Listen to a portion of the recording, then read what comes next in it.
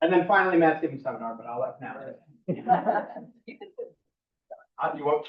I don't think. Yeah, get up here, John. So thanks for coming, everybody. I know all of you know Matt, but I'm pleased to be able to introduce him.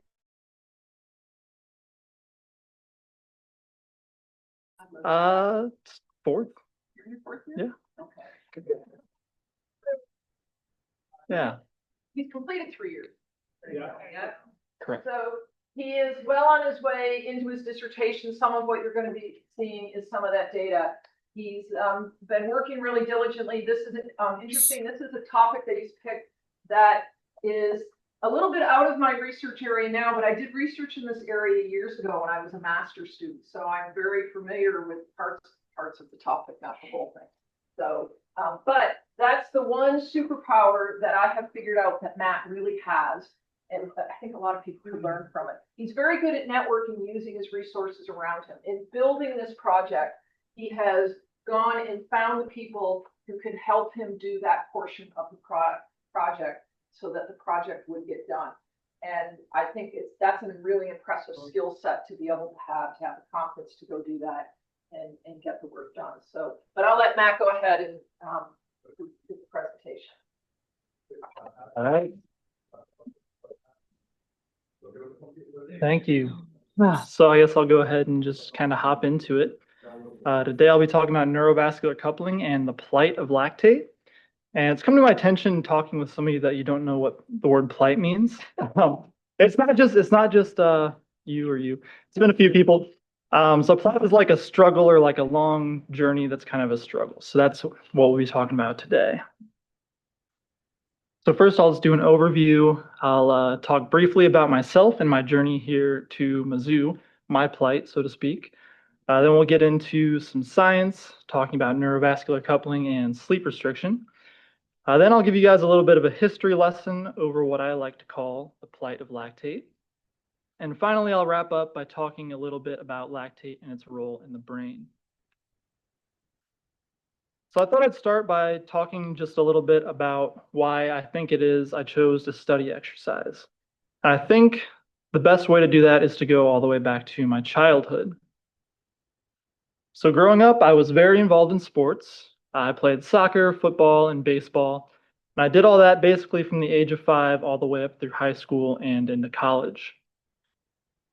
Now, as far as the kind of media I consumed, I was essentially steeped in this kind of pro-exercise propaganda 24/7.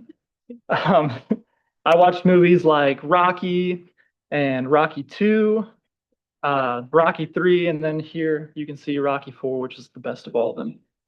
So that's what I was watching growing up. And then finally, of course, my favorite subject was PE. And I found this awesome picture. Hopefully this gym looks pretty familiar to most people here. If it doesn't look familiar, I guess congratulations, because it's not the best place, but I love it. All right, so jumping from my childhood all the way to my undergrad. I did my undergrad at a small school in Southern Illinois called SIUE. And it's actually the same place where Grace, if you guys remember Grace, and Alexa went. So they're kind of a pretty good pipeline for Mizzou NEP. And while I was there, I was still very involved in athletics. I was where's my little clicker? Club football All-American, which is a bit like being valedictorian when you're homeschooled. So not the greatest achievement, but it was still fun. And I also played a sport called Quidditch, which you can see down here, and you may have seen them playing outside when you walked in. And if you're not familiar with Quidditch, it's actually the sport from Harry Potter where they fly around on broomsticks. So that's what this PVC pipe here is meant to be. Now, during this time, I was also working at the fitness center on campus. So again, at this point in my life, I'm still kind of highly immersed in this sort of exercise culture.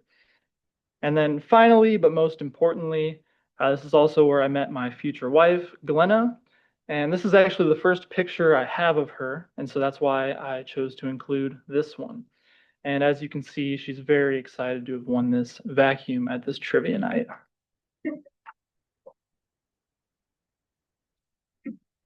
All right. I figured I would just summarize my undergrad in the form of a meme. This is the only meme throughout the whole talk. So As you can see, I'm paying a ton of attention to sports, the gym, and my girlfriend, while my research and coursework is kind of off in the corner drowning.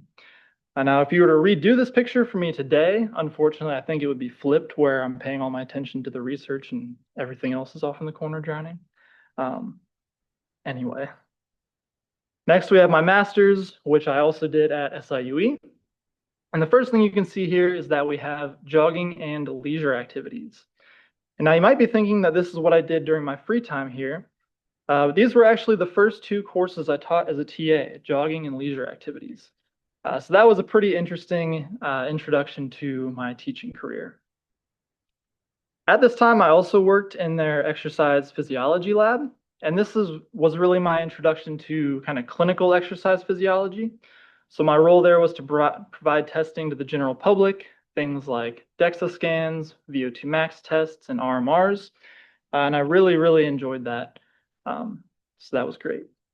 Now, unfortunately, during my master's, there was also this little thing called COVID-19. And what this meant is that my introduction to human research was very limited and very basic.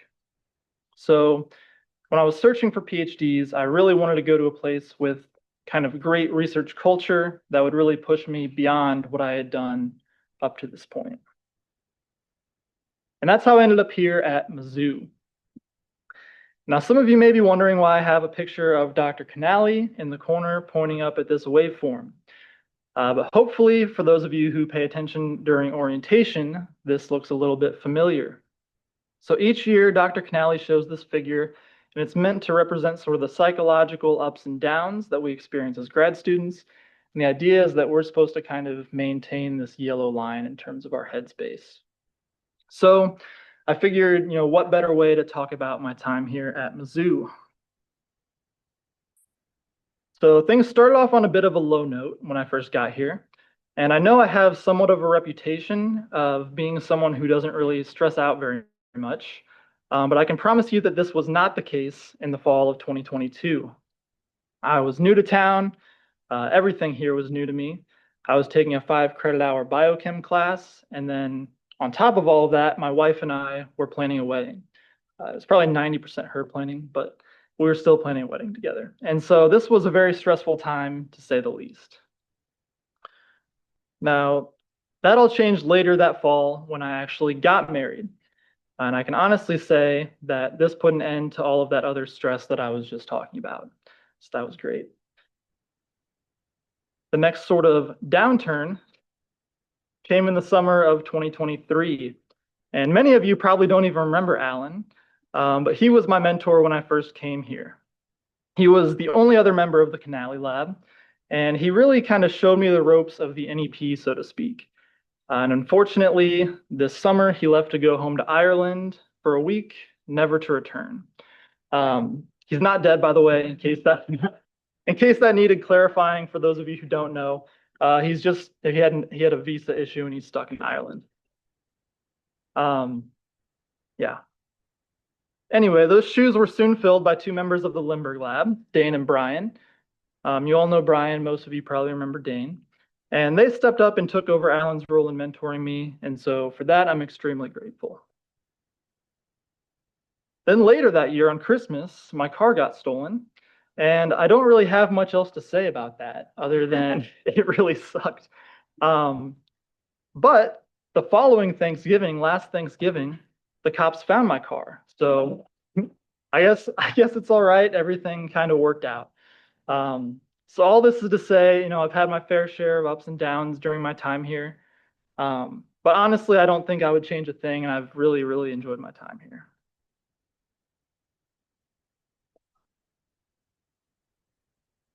All right, so enough about me. I'll talk about some actual science next.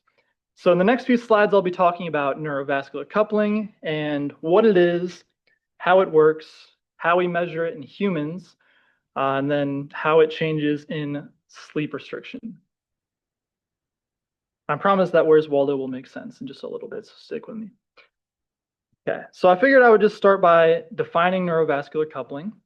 Neurovascular coupling is the process by which increased neural activity leads to vasodilation and ultimately increased local blood flow. And being an exercise person, as many of us are, I like to think of this as a kind of functional hyperemia, but for the brain. Okay, so how do we measure neurovascular coupling in humans? Well, the IRB won't let me cut into people's brains, so we've got to get kind of creative in our lab. So what we do is this. We use the simple principle, which is that this is your brain, and this is your brain on Waldo. And I'll show you all what I mean by that. So in our lab, what we do is we bring in our participants and we look at their brain blood flow using a device called transcranial Doppler ultrasound. It's a small little ultrasound probe and it sits right on the temporal window, which you can see here. And what we do is we measure brain blood flow at rest with their eyes closed, and then again when their eyes are open and searching for Waldo in a Where's Waldo book, which you can see here. And if you look down here, you can see what that looks like. We have eyes closed for 2 minutes, then we have them open their eyes and search for Waldo, then they close their eyes, and they cycle through this eyes open, eyes closed 5 times. And what you can appreciate is you see this nice little bump in brain blood flow when they open their eyes. And this little bump is what we refer to as neurovascular coupling. Is the opening of the eyes, or they're looking for Waldo that increases the... It's both. So like if you had them just open their eyes and do nothing, you would still see an increase, but it's even more so with the Where's Waldo. All right, now when I was first learning this technique, Dr. Canali and I were really interested in sleep. So the first thing I did was try to answer the question, how does neurovascular coupling change with sleep loss? So we designed a very simple study. We had participants come in for 2 study visits on back-to-back days. 1 visit after a night of normal sleep, which we defined as 8 hours time in bed, and the other after just 4 hours of sleep. And on both visits, we assessed neurovascular coupling.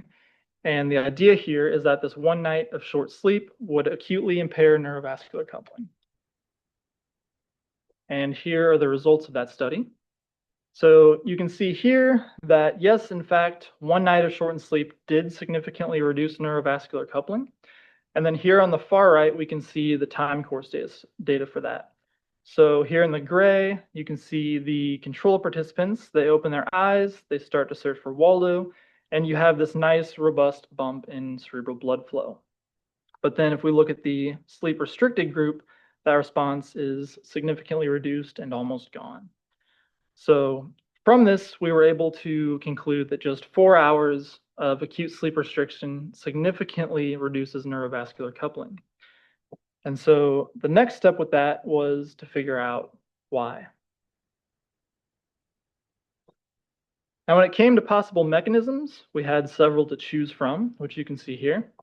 Sleep loss is known to cause a whole host of issues such as endothelial dysfunction, mitochondrial dysfunction, neuroinflammation, autonomic dysfunction, but ultimately we chose to target reactive oxygen species.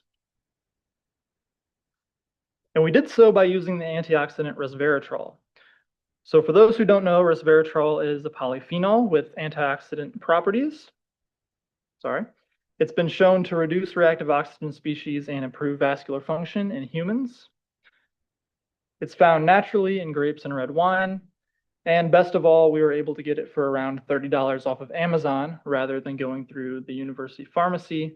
So for those who have had experience with that, you kind of know what a pain it is to go through pharmacy. So that was great. And here's the design for that study. It was essentially the same setup as the previous one, only this time we gave the participants resveratrol after that first round of testing. Then we waited 45 minutes and we tested them again. So they come in, they do the Where's Waldo test, we give them resveratrol, we wait, do the Where's Waldo again. And I do just want to clarify here that this was still 2 study visits. So we gave the participants resveratrol on both the normal sleep days and the restricted days. And with this study, we were able to do 2 things. The first is we were able to confirm that shortened sleep impairs neurovascular coupling, which you can see here. And that was great. It's always nice when your results are reproducible. And I should mention that we did look at a different vessel with this study, so that's why the results look a little bit different. So in the previous study, we looked at the middle cerebral artery, and here we're looking at the posterior cerebral artery. So this graph looks a little bit different. The second thing we're able to do with this study is show that resveratrol was able to restore neurovascular coupling almost back to baseline levels. So if we look here, we have restricted sleep, then we have restricted sleep with resveratrol. And if you think back to this slide, this resveratrol was able to restore that almost back to that baseline level. So this was pretty incredible to see. It's one of those things where you have a hypothesis, but in your head, you're like, yeah, but that's actually not going to work that well. But it did. So it was great to see this one actually kind of materialize the way that it did.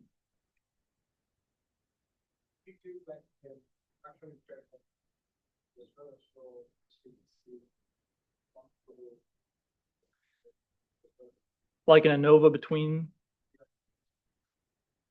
Yes, we did. And I think the results were the same. I think there was one thing that was not, but we just chose to present it like this because we thought that it told kind of a better story.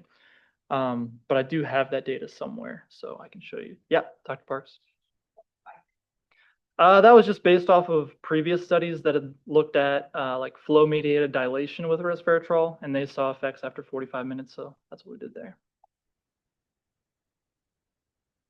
Right. So just to kind of recap the sleep section, first and foremost, sleep is good for your brain, obviously. We can also say with a good degree of confidence that as little as 1 night of shortened sleep can impair neurovascular coupling. And finally, resveratrol supplementation may help alleviate this, which suggests a potential role for reactive oxygen species. All right, so at this point, my research had looked at neurovascular coupling in sleep restriction. It then progressed to look at sleep restriction with the addition of resveratrol. And so logically, the next step in my research was, oh, it's missing a slide. Oh, there we go. To completely pivot and start studying lactate. All right, and so this brings us to something very near and dear to my heart, and that's what I call the plight of lactate. So I'll talk a little bit about that. So to understand the plight of lactate, we must first understand the term slander. So slander is the utterance of false charges or misrepresentations which defame and or damage another person's reputation. And unfortunately, lactate has had to deal with quite a bit of slander throughout the years. It's been called a metabolic waste product, a fatigue agent, a hallmark of cancer, a metabolic poison, and finally lactic acid, which I could go on a whole little mini tirade about that one alone. But I'll save that for another time. And if you'd like to learn more about lactate slander, you can check out my blog at ispyphysiology.com.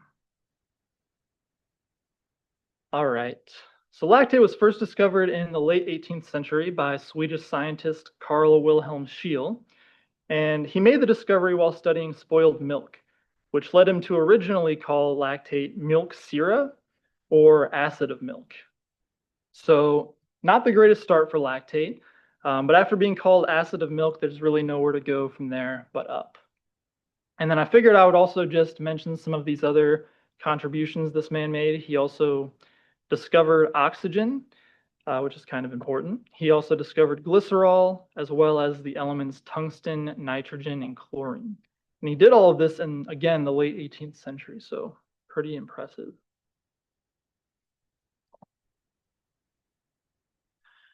All right, next we have another Swede, Jöns Jacob Berzelius. And his major contribution is that he discovered lactate is present in the muscles of hunted stags, which to this day has to be the most baller animal model I've ever seen. And this discovery did a few things. First, it established that lactate exists in living mammals, so it's not just something that's found in spoiled milk. And it also provided the basis for lactate in exercise physiology. It got people thinking, you know, this is found in hunted stags. What is it about running, and specifically running for your life, that causes this molecule to build up? Now, on the flip side of this, it did unfortunately begin the narrative that lactate is merely a fatigue agent, so that was a little bit unfortunate. All right, next we have this guy, Otto Meyerhoff, and he would actually go on to win a Nobel Prize for this work. What he did was he put half of a frog into a jar with no oxygen and no perfusion. And then he electrically stimulated the muscles to contract until they couldn't contract anymore. And after he did this, he studied the muscles and the contents of the jar. And what he found was lots of lactate and lots of acid. And unfortunately, at the time, this led him to conclude that lactate was the cause of fatigue rather than being there to help and sort of provide a fuel source. Okay, moving on, we have another Nobel laureate and another Otto, this time Otto Warburg, and he was actually the mentor of the previous guy, Otto Meyerhoff. Now, Otto Warburg was a cancer biologist who studied cancer cells, and in these cells, he observed that they produced large quantities of lactate despite the presence of sufficient oxygen. And unfortunately, this led to the idea that lactate was somehow a major cause of cancer. So that was unfortunate. However, I do think there was a bit of a silver lining to all of this, and you can see that down here. I've highlighted this passage from his 1923 publication. Don't ask why I was reading that. And I think it was very profound for the time. He says, at first it seems paradoxical that cells which can live by fermentation can be killed off by want of oxygen, but there really is no contradiction here. And when I first read that, my interpretation is that he's saying, there's more to lactate than just oxygen lack. So again, I think that was pretty profound for the time. And I think this really kind of set the table for the next century or so of lactate research. All right, and this brings us to the end of what I like to refer to as the lactate dark ages. So just to kind of recap some of the ideas coming out of this period, it was believed that lactate is an acid that causes milk to curdle, a fatigue agent, a waste product produced by fermentation, and a toxic byproduct of cancer.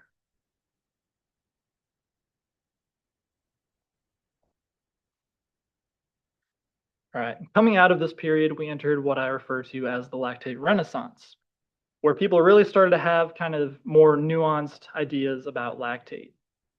And here we can see another couple of Nobel laureates, Carl and Gertie Corey, and they discovered what is now known as the Corey cycle, whereby lactate is produced from working muscles and kind of recycled in the liver and then shipped back to the muscle in the form of glucose. And at the time, this was huge because it reframed lactate as kind of this key player in systemic energy metabolism. So, not just a kind of dead-end waste product. All right, next we have the first living member of this list, and someone who I hope we're all at least somewhat familiar with, and that would be Dr. George Brooks. And I like to call him lactate's greatest advocate because I think he's done more to advance the field of lactate than anyone else, living or dead. And really, I could spend all day talking about just his contributions, but I think I'll just list a few for the sake of time. He mainstreamed the idea that lactate is a fuel.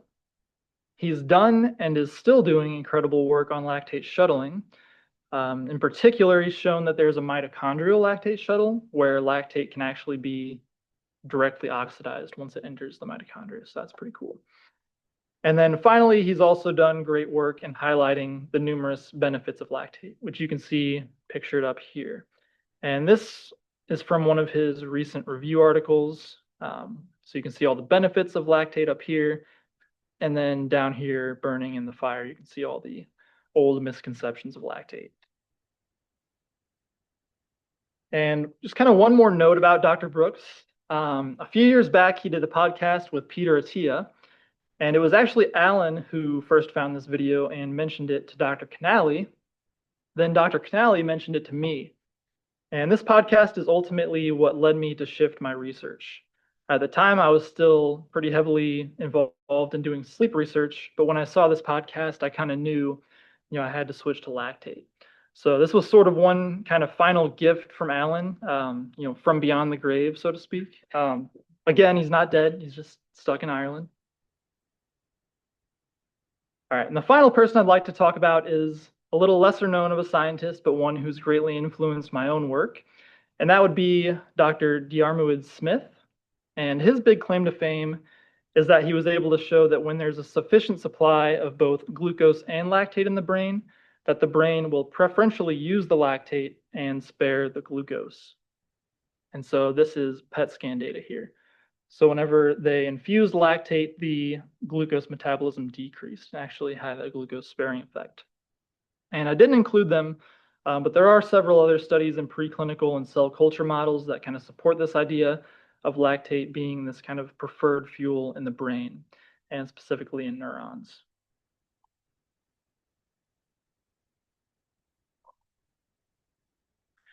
All right, and I'd like to wrap up this section by talking a little bit about how lactate gets into the brain and where it goes once it gets there.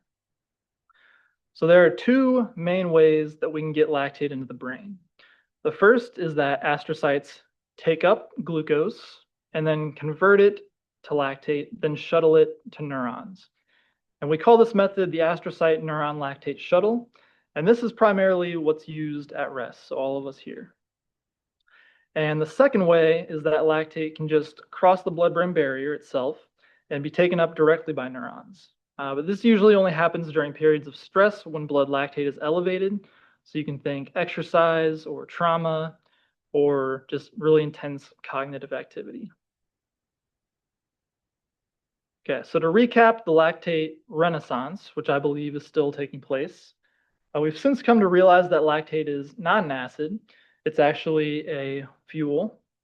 On top of that, it's also a signaling molecule, and it may even be the preferred fuel source in the brain.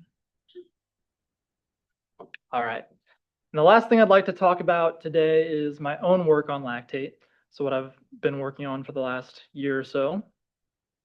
And so lately I've been looking at lactate kinetics in, quote unquote, live brain tissue. And I use air quotes here because, as you can see, these brains are sliced up and floating in a bath. So we keep these brains physiologically alive by bathing them in artificial cerebrospinal fluid and also bubbling in carbogen gas through these little hoses right here.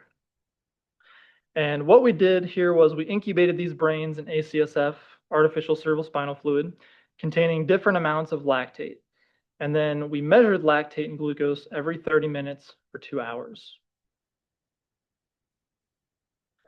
All right, here's what we thought we would see. I thought that because lactate transport is primarily driven by concentration gradients, that we would see a net influx of lactate from the media into the tissue.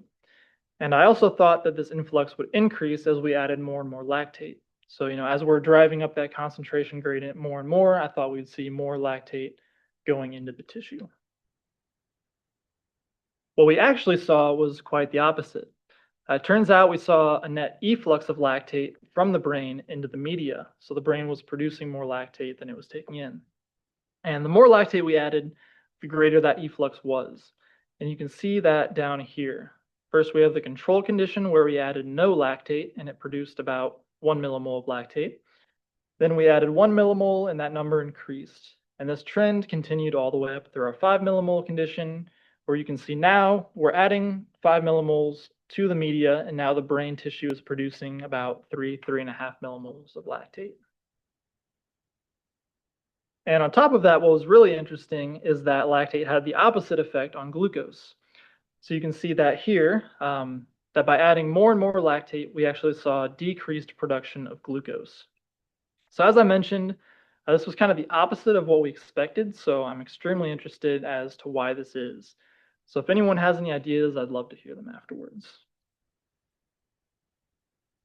As of now, though, I've got a few working theories. The first was brought to me by Dr. Booth.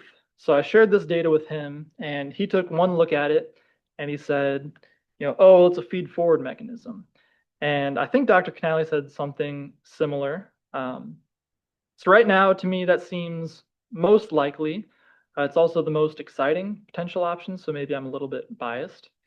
It could also be that we're just not adding enough lactate, so it could be that the intracellular lactate concentration is greater than 5 millimoles, and so if we're not adding more than 5, we're not doing enough to kind of shift that concentration gradient. And finally, and what would be the most kind of lame option would be that we're just doing something to kill the tissue and that's causing the lactate to release. But to me, that seems unlikely. Again, maybe I'm just being a little bit biased there. Now, one of my initial fears with this is that the lactate we were adding simply wasn't being taken up into the tissue at all. So we saw a net efflux, maybe there wasn't anything even getting in the first place. So what we did to check that was we used this fluorescent lactate probe, and we added that to the media as well. And the way this probe works is it gets taken up just like lactate normally would. And then when it gets metabolized, it fluoresces green, which you can see here. And so this was great because we were able to show here that yes, lactate is actually being taken up by the brain. And specifically, it's being taken up and metabolized by neurons. And you can see that here. I did some co-staining with this neuronal cell marker, and there's this nice overlap here and here. And I've still got lots more imaging to do. These aren't the best pictures, but this one here is pretty clear. And so from these studies, we were able to learn a couple of things. One is that increases in extracellular lactate can cause increased lactate production from the brain tissue.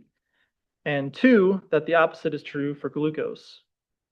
And as far as future directions, first and foremost, I'd like to know why that is. So kind of teasing out the mechanism there. And then beyond that, I'm also interested to see how this changes in obesity.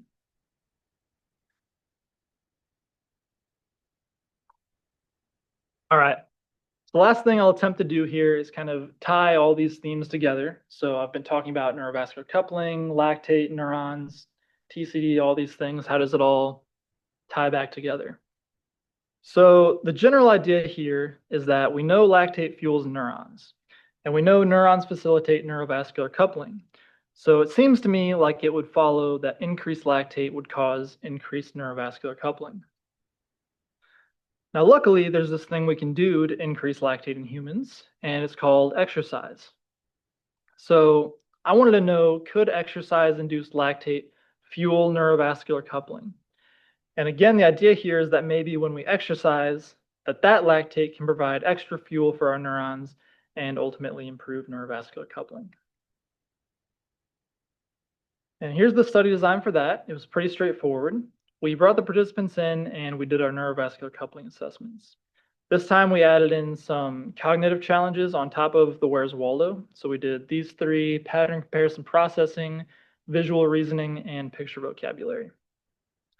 And we had 2 study days. The first was a VO2 max test, and the second visit was a 30-minute biking period at their calculated lactate threshold that we calculated from that VO2 max test. And following exercise on both those visits, we measured neurovascular coupling again during recovery while we also tracked blood lactate. So they come in, we do all these neurovascular coupling assessments, they exercise, we do the assessments again. And the idea here, again, is that, while most of this lactate is being taken up by skeletal muscle or the liver, some of it may also be going to the brain where it can be used to fuel neurons. And here's some very, very preliminary data from that study. This is the max test data here, and so far we're at an N of 12. But so far it does look like exercise is improving neurovascular coupling, at least in 2 of the 3 cognitive tests, which you can see here, the picture vocabulary and visual reasoning. But again, it is very early on. And these graphs here are showing the absolute change in brain blood flow. Now, when we look at the relative change in neurovascular coupling, we actually see significant improvement in all the tests. And that's likely due to the post-exercise hypotension that we see in these participants. So when they finish exercising, we have them get off the bike, they sit down, and they tend to have lower brain blood flow when we do that. And so naturally, the percent change is going to be a bit higher. All right, the next bit of data is looking at the correlation between post-exercise neurovascular coupling and the change in blood lactate during recovery. So the change from the end of exercise to the end of that 30-minute recovery period. And again, the idea here is that lactate accumulates during exercise, and the people who can, quote unquote, use more of that lactate during recovery will have better neurovascular coupling. And you can see here that the change in blood lactate was not associated with better neurovascular coupling for this data set. However, these R values are relatively high for a human study, as many of you probably know. And you can see the p-values here are 0.07, 0.07, and 0.08. And so I think that there's a good chance that this will change by the time it's all said and done. And again, this is the absolute data. Now here's the same thing, but for the relative data. And so now we're starting to see a significant correlation between the change in blood lactate and neurovascular coupling. So again, we have these huge R values for human studies, and then p-value of less than 0.01 for 2 of the 3. All right, and the last bit of data that I have from the max test, or sorry, this is from the second visit. So this is the one where they're going for 30 minutes at their lactate threshold. And what we see here are some small, albeit insignificant improvements following exercise. But again, this is still very early on. And as you can see, the N value is now 10 because we have some participants that are halfway through their completion of the study. But like I said, we see some small, maybe one trending significant change. But again, hopefully by the end of everything, that'll be different. And next we have the relative data for that. And again, looking at all 3 figures, we do see some small improvements in all 3, but it's only significant for the picture vocabulary. So no change in the pattern comparison or the visual reasoning. Then next we have the correlation plots for these. And again, we're looking at the post-exercise neurovascular coupling and the change in blood lactate. And this time we see, again, some very, very strong positive correlations between lactate and neurovascular coupling for all 3 tests. And I mean, this is pretty incredible to me, at least to see 0.81, 0.7, and 0.73 for human studies. That was pretty shocking. So this all has me very excited going forward. And then the last bit of data is looking at the relative change. That last slide again was the absolute. This is the relative. And here we see again significant correlations for the pattern comparison and visual reasoning tests, and a p-value of 0.06 for the picture vocabulary. So again, this data has me very excited moving forward. So if these results hold, we can conclude a few things from this data. And that's that both maximal and submaximal exercise seem to increase neurovascular coupling, and that lactate could at the very least be partially responsible. Now, as far as future directions, again, I'd like to look at whether this response is impaired in obesity, and we are doing that with the study. I just don't have enough obese participants done yet. I'd also like to look at some of the downstream signaling effects of lactate. So lactate's known to affect nitric oxide signaling as well as BDNF signaling. And finally, I think it would be great to do a study where we could actually track the lactate and see how much of that post-exercise blood lactate is actually going to the brain versus skeletal muscle or the liver. All right, last slide. So I'd like to just kind of highlight some of the real-world applications of lactate. I've been talking a lot about exercise here. And what you can see here is that there's been quite a bit of very promising pre-clinical research on the effects of lactate infusion.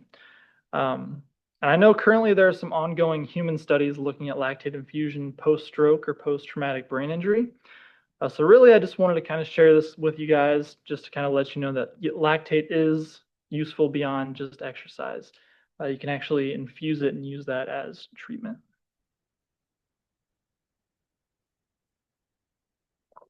All right, so finally, Thanksgiving is just around the corner. So I figured I'd have a themed kind of thank you slide. And so these are the 3 kind of labs I've been bouncing between or among. The Canali lab, first and foremost, unfortunately, it's just me and her at this point. Everyone else up there is gone. Then we have the Limburg lab, or my STEP lab, as I like to call them. And they've been super helpful teaching me TCD, cardiovascular physiology. And then finally, the Boychuk lab, which we have 2 members here today.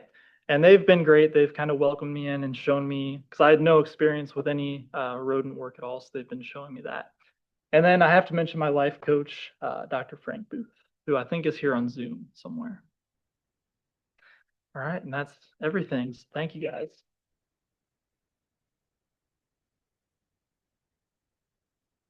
Question.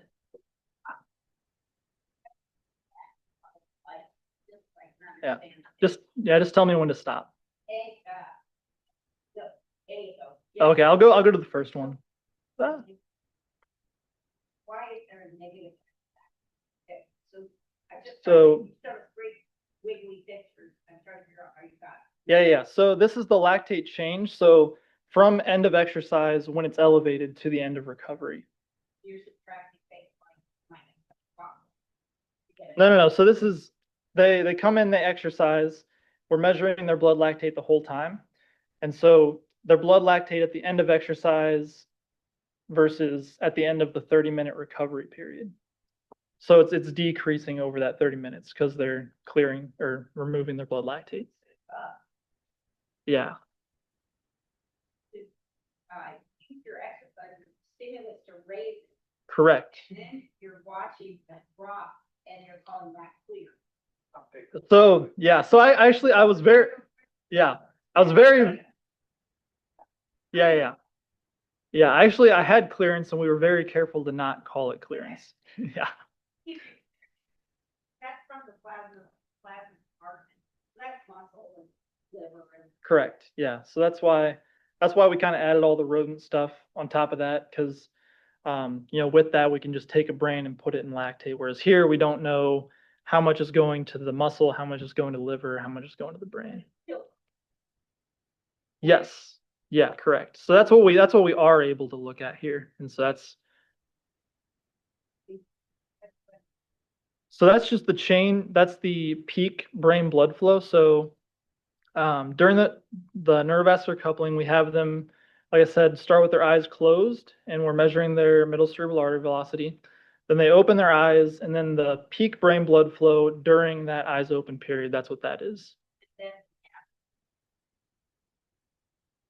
Yes. Yeah, so this is second by second. Or actually, I guess the peak is just the 1 second that's the highest. So if you were at 50 when your eyes are closed, you open your eyes and your peak was 75, that's what that is. Mm-hmm. Yep. So that, I can now understand the why is that the increase of blood flow is 8% of the baseline. Correct. And then X is the same, so that's not, that's still your. Yes. Yep. Yeah, and this is, I guess I should have put this is millimoles per liter for lactate.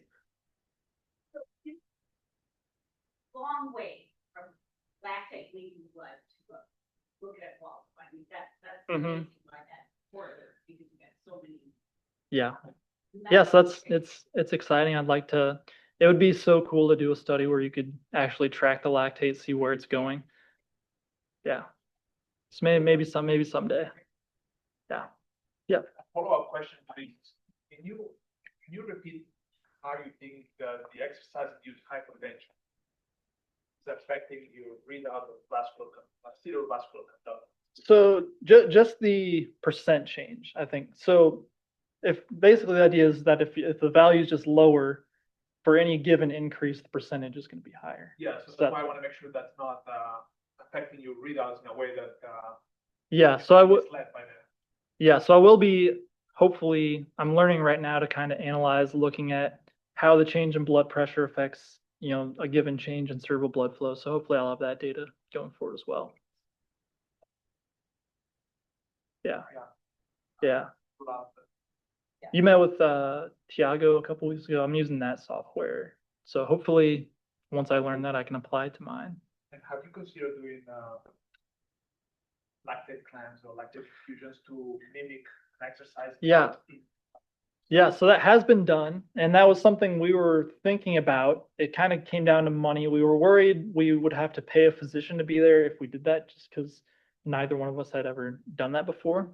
It does seem pretty straightforward. Like, it seems more straightforward than like a hyperinsulinemic clamp, just because you're only infusing lactate. You don't have to infuse anything else. So definitely something I would love to do going forward and learn, but yeah. I think that we both found pretty strong, but. I actually don't know. I would think, yeah, I would assume so. Yeah. And the unit comes up, X. This is millimoles per liter. Yep.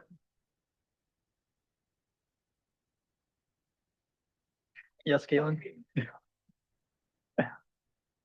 When you, if you're gonna do a subsequent study, so actually try to quantify the amount of lactate that's in the brain, how would you do that? PET scanning, I believe they have radio labeled lactate that you can use. So that'd be the best way. Yeah. I've also seen where they do like, yeah. I've also seen where they do like jugular like AV difference. So that seems like it would be hard to do with exercise, but I don't know. Have you looked at any, by group? So do you Like see lean that- versus obese. I actually have not looked at these with that, but I have looked at just like I have looked at these and there's no difference so far. Yeah. Originally, when I looked at a few days ago, the obese were actually better, but see if that holds. So far, we've only really done obese men, so we're lacking obese females.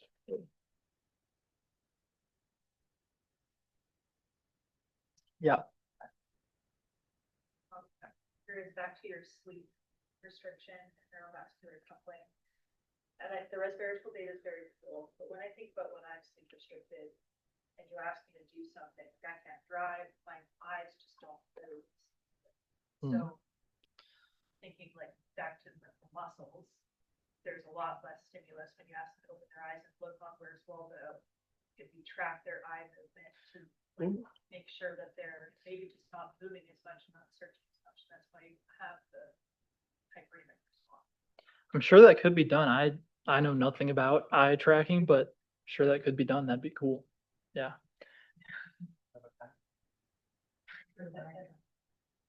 Yeah, yeah, Talia.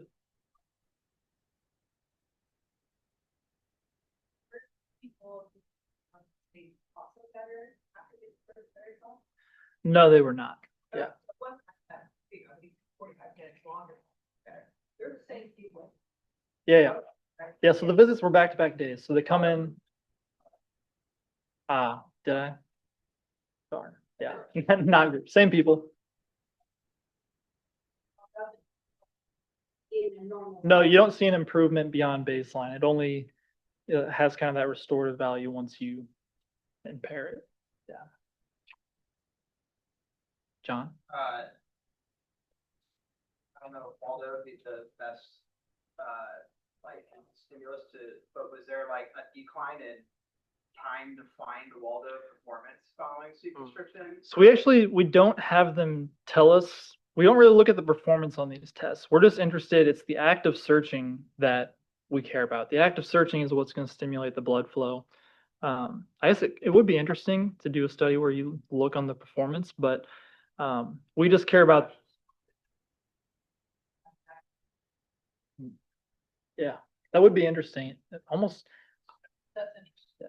The thing I always wonder is because we do this 5 times, like just page to page, like what the difference is. Like sometimes I sit and look and I'm like, their brain blood flow went up a lot higher on that page than the other one. So I have lots of questions about the Waldo, but yeah, there's one, the candy cane forest one or whatever.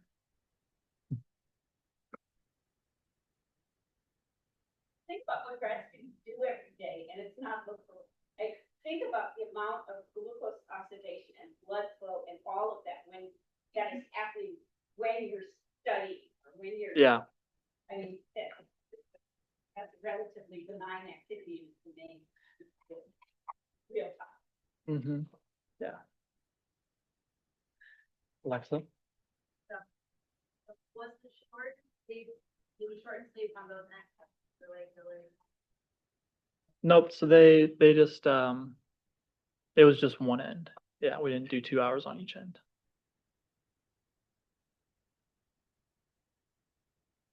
We just had them stay up 4 hours late,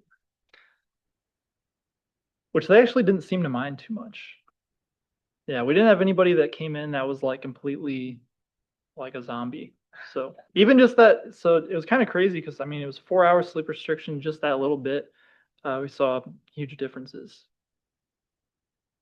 How did you, that's my, like, how did you know they actually stayed up 4 hours later? We used ActiWatch. And on the first study, the adherence was not perfect. It was all right. But then on the second study, like the average was 480 minutes. So spot on 8 hours. And then it was like 240 or whatever. Yeah, 240 for restricted. So they were like spot on the second time. A lot of that has to do with our ability to, the more you do the study, the better your directions get. So the directions, I probably about that. Yeah.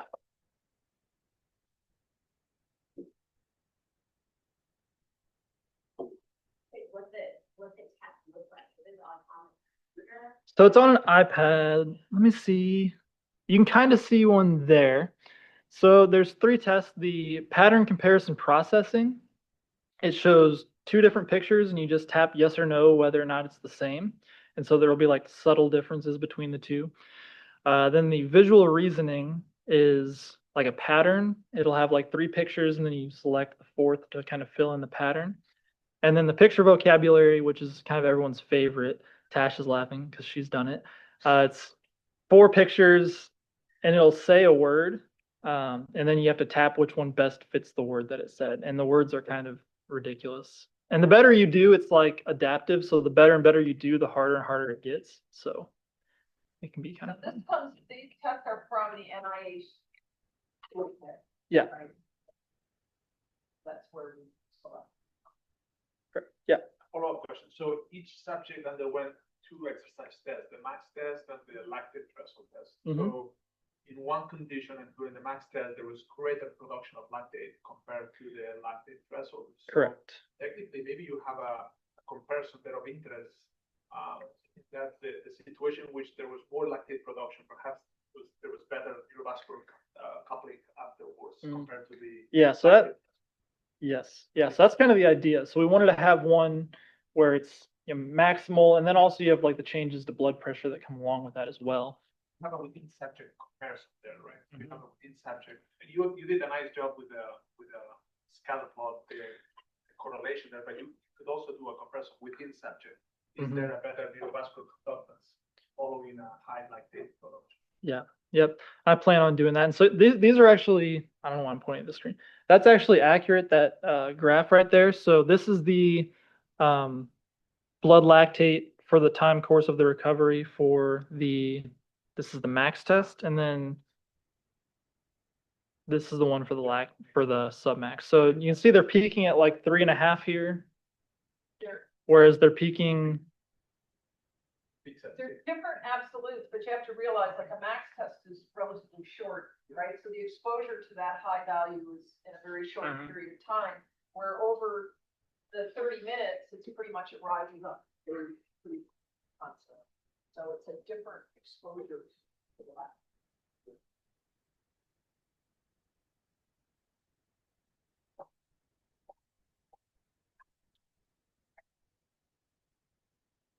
Great, thank you very much. Let's thank